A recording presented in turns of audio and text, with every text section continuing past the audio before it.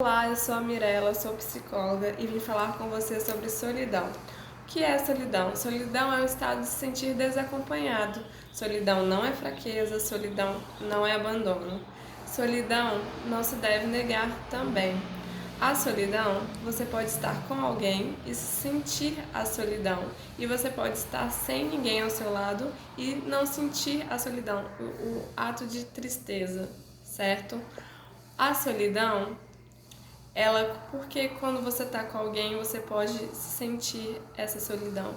Porque às vezes você não tem essa pessoa que te escuta, que te dê atenção, né? É muito importante a gente ter pessoas, relações de qualidade, pessoas que a gente pode falar, pode desabafar, pode ser a gente mesmo e essa pessoa vai escutar, não vai ter julgamentos, sabe? Quando a gente consegue ser a gente mesmo, você tem essa pessoa, é importante ter alguém assim.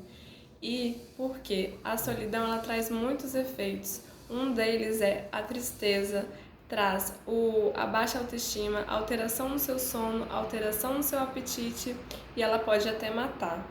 Mas a solidão, ela não é só ruim, ela tem o seu lado bom, o seu lado funcional. É através da solidão que você reflete, que você pensa, que você questiona. É na solidão, é quando você está triste, que você tem o ato de mudar, querer mudar e a mudança ali acontece. Então ela tem a sua importância também. Para terminar o vídeo sobre solidão, eu vou dar 3 dicas. A primeira dica é você investir no seu autocuidado. Invista em você, cuide de você, invista fisicamente na sua alimentação, beba muita água, faça atividades físicas, faça atividades prazerosas com você. E a segunda dica é ter essa pessoa de qualidade, essa relação boa que te faz bem. Se hoje essa relação está dentro da sua casa, aproveite essa relação.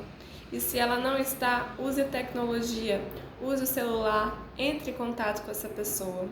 Sempre esteja conectado a alguém que te faz bem. Isso é muito importante. E a última e terceira dica é: se você não consegue lidar com a solidão, se você não tem essa pessoa, peça ajuda, fale com alguém. E se você não tem, peça uma ajuda profissional. A psicoterapia é uma das formas de ajuda.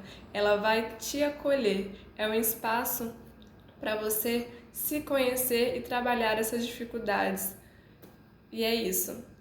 Fiquem bem, se cuide e até mais.